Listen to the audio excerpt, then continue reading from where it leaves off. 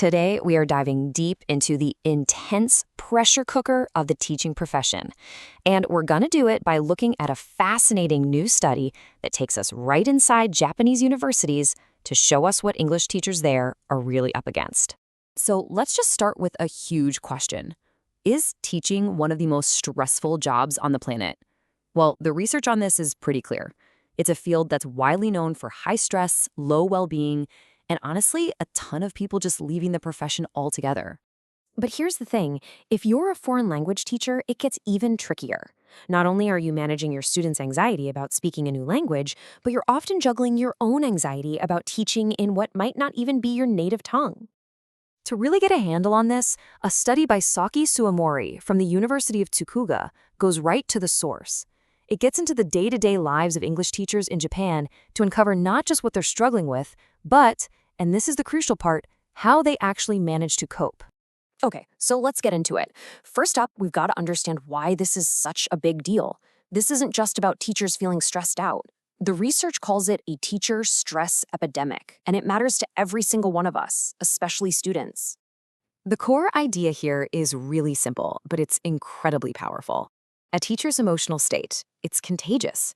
Their happiness, their motivation, their stress, it doesn't just stay with them at their desk. It spills out and fills the entire classroom. And listen, this isn't just some feel-good idea. It's backed by actual data. A 2021 study mentioned in the paper found a direct link. When students felt their teachers were happy, they themselves had more positive attitudes and were more motivated. It proves that a teacher's well-being isn't just a nice to have. It's an essential ingredient for student success. So, how does this all play out in the real world?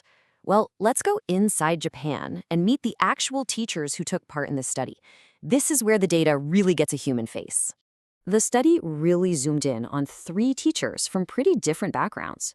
You've got Teacher A, a part-time Japanese teacher with about 3 years of experience. Then there's Teacher B, a full-time Japanese teacher who's been at it for 8 years. And finally, Teacher C, a non-Japanese, full-time teacher with a whole decade of experience. Their personal stories are what really drive this research. So from talking with these 3 teachers, some clear patterns started to emerge. The study basically boils it all down to 3 core challenges that get right to the heart of what makes their jobs so tough. The first big hurdle was something really personal, this deep, nagging anxiety about their own English skills. It's this feeling of insecurity that's just kind of always simmering under the surface. And wow, this quote from Teacher A just says it all. She admitted, "I've always been, well, and still am, anxious about whether my English skills are sufficient." You can just feel the weight of that constant self-doubt in her words, can't you? Okay, the second challenge moves from that internal anxiety to external pressure. We're talking about restrictions put on their teaching. This means being forced to use specific textbooks or follow really rigid lesson plans, which just strips away their freedom to teach how they see fit. Teacher B's experience is a perfect example of this. She had to use this textbook that the university picked, and she said it was just overwhelming. She put it plainly, trying to cover everything was impossible, and it just left her feeling frustrated and uneasy. I mean, that's a classic recipe for burnout, feeling like you're being set up to fail. And the third major challenge the study found, dealing with unexpected and, let's be honest, often frustrating behavior from students. This is about the daily grind of trying to manage a room full of people with all different levels of motivation. Teacher A shared this story that is just wild. It's time for an important TOEIC listening test. Students show up without their textbooks and then ask if they can share one with a friend. She was just floored, saying, "I couldn't understand that." It's those kinds of moments that can be so incredibly draining for a teacher. All right, so with all of this pressure, how on earth do these teachers keep going? This is where things get really interesting. The study shifts from the problems to the solutions, showing us the clever strategies these teachers came up with to build resilience. So 3 key coping mechanisms really stood out. First, remember Teacher B, who was stuck with that overwhelming textbook? She fought back by deciding to just clarify the focus of her class.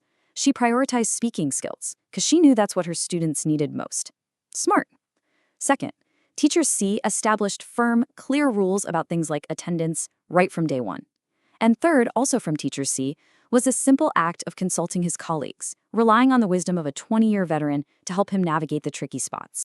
But here's the thing. While these individual strategies are absolutely essential, the study argues that we need to think bigger. And that brings us to its main recommendation, what it calls the compassion solution, a path forward for both teachers and the institutions they work for. At the heart of this solution is the idea of self-compassion. So what is it? The study defines it as adopting a kind, positive, and caring attitude towards yourself, especially when you're facing difficulties. Basically, it's about treating yourself with the same kindness you'd give to a friend who is struggling. It's a powerful way to manage all those negative emotions that come with a high-stress job.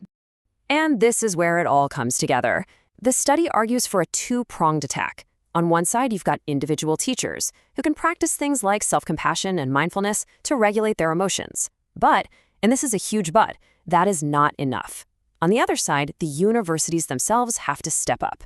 We're talking about real policies that protect teacher well-being, building a genuine community, and, please, reducing the mountains of paperwork. The bottom line is, one side can't succeed without the other. And that brings us to the end of this deep dive. Saki Suomori's research gives us this incredible window into teacher burnout, but it leaves us with a question that applies way beyond Japan. It's a question for all of us. How can we, in our own communities, build systems that truly support the well-being of the people who educate us?